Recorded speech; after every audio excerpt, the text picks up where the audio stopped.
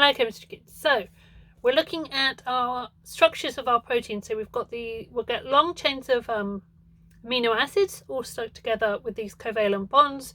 Then we're making them into our much more complicated 3D structures that we need to, if you do biochemistry or medicine or anything like that, you need to be able to structure and move around. So this is where my brain is trying to make it overly complicated, because I did lots of this stuff. My brain is trying to make you predict and think about why they are the way they are. That's why we're on the scope of the sequence. So if I start getting too complicated, you have to let me know, because it's just about identifying there's these 4 different levels and what kind of bonds they have in them. So the first one is our primary structure, and it's just a long chain. So you have to imagine this is not looped up, it's just one long chain of amino acids all covalently bonded together with that peptide link. So they're all bonded. Quite hard to break apart because they're covalently bonded, so it's quite hard. You can't just like heat it a lot and separate it. It's going to be they're quite robust. But we have within our peptide links, we've got the double bonded oxygen. So if we think of that general structure we had, we've got our oxygen over here, and then we've got that's wants to form a hydrogen bond. It can form a hydrogen bond, and the one who's going to form a hydrogen bond is 4 amino acids away, and it's that nitrogen hydrogen.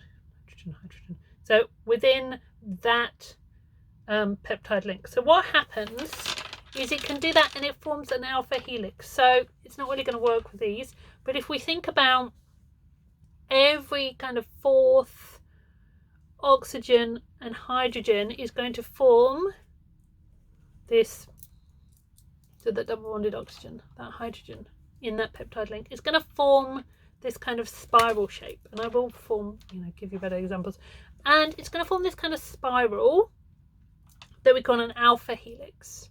So it's an alpha helix. It kind of forms this tube. Obviously it doesn't do it around a finger, it just does it. Make it stay. No, it doesn't stay. So it forms this kind of helix like that between every 4th, and it can be quite long. It's quite rigid, quite strong. It's a structure. Again, I think this will be on the scope, but it kind of can keep going, forms longer kind of structure. So that's our first structure that we think of as part of our secondary structure. The second one is a beta sheet. So a beta sheet is different. It's not that spiral, it's a sheet. Again, we have 2 strands that are joining, and it can keep happening. So we've got again the carbon oxygen from this peptide link, and the nitrogen hydrogen from this one, forming these kind of beta sheets like that, and it can keep forming, and we get these nice kind of arrangements. Better than that. I thought this would be simpler. I don't know if it's actually making it harder or more difficult. Right, so we get those sheets. These again can be quite large. They're quite, flat. They don't have these 3D twisty. It's quite a flat kind of structure. Then we get our tertiary structure. So our tertiary structure makes it have a 3D shape. So we've got alpha helix, we've got beta sheets all coming, and then we have our R groups coming off. So if we think really closely, think about this beta sheet, we've got all these little R groups poking up. So there'd be all these little R groups coming up out at different angles, and they're all going to be different depending on what our sequence is. They're all going to be different. And we could have hydrogen bonds between our R groups. So if there's a carbon, if there's an oxygen and a nitrogen hydrogen, we could have that. Or we could have ionic bonds between these.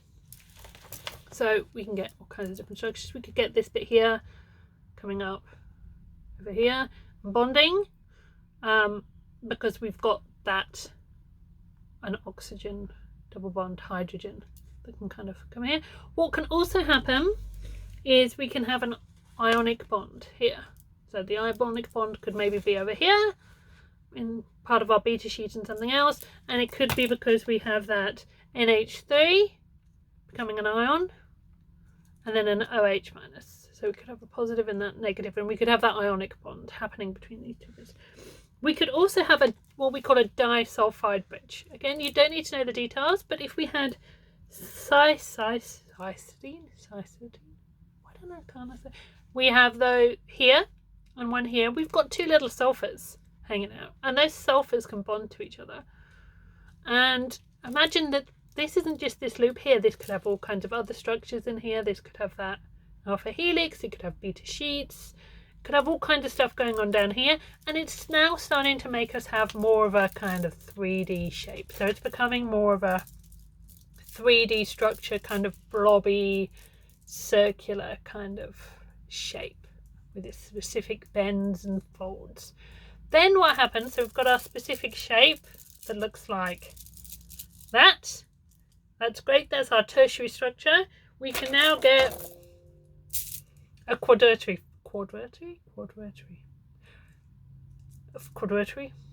Yeah, whatever that one is, that word. So that's that structure where we have one or more of these tertiary structures coming together.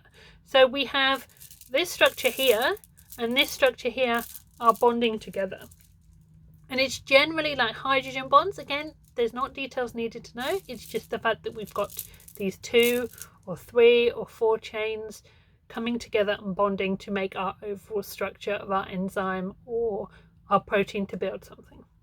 The example I think they give a lot is hemoglobin, because that's 4 structures coming together. So that's one way of doing it. I'll give you a link to a video where someone is actually using proper animation, not using just what they found in their house. But be careful you don't kind of go into too much detail. There's a lot of uni level stuff. There's lots of like complex biochem.